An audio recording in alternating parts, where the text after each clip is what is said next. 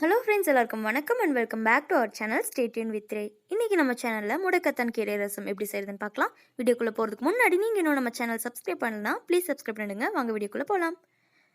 முதல்ல இந்த அளவுக்கு ஒரு புளி எடுத்திருக்கேன். நல்லா ஒரு பெரிய நெல்லிக்காய் சைஸ் அளவுக்கு புளியை எடுத்து தண்ணி ஊற்றி நல்லா மூழ்கிற அளவுக்கு ஊற வச்சிடலாம்.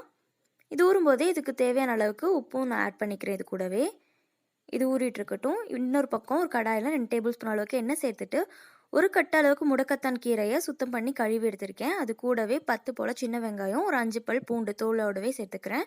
2 வரமிளகாய், அரை டேபிள் ஸ்பூன் அளவுக்கு சீரகம், அதே மாதிரி ஈக்குவலாக அரை டேபிள் ஸ்பூன் அளவுக்கு மிளகும் சேர்த்துக்கிறேன். இது எல்லாத்தையுமே அந்த எண்ணெயிலேயே நல்லா குக் பண்ணி எடுத்துக்கலாம். கீரை எல்லாமே நல்லா கலர் சேஞ்ச் ஆகி குக்காகி வந்திருக்கு பாருங்கள். அதே மாதிரி பூண்டு வெங்காயம் எல்லாமே இதிலே குக்காகி வந்துடும். இதை நம்ம ஒரு ஜாரில் ட்ரான்ஸ்ஃபர் பண்ணி தண்ணி எதுவுமே சேர்க்காமல் இந்த மாதிரி அரைச்சி எடுத்துக்கலாம்.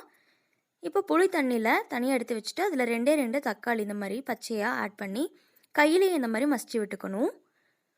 நல்லா அந்த புளி தண்ணியிலேயே இந்த மாதிரி மசிச்சு விட்டுக்கோங்க. இப்போ ஒரு கடாயில் 2 டேபிள் ஸ்பூன் அளவுக்கு எண்ணெய் சேர்த்துட்டு கடுகு 1/4 டேபிள் ஸ்பூன் அளவுக்கு சேர்த்து அது வெடித்ததுமே கருவேப்பிலை கொஞ்சமாக போட்டுட்டு இது கூட நம்ம அரைச்சி வச்சுருக்கோம் இல்லையா பேஸ்ட், அதை சேர்த்துக்கலாம்.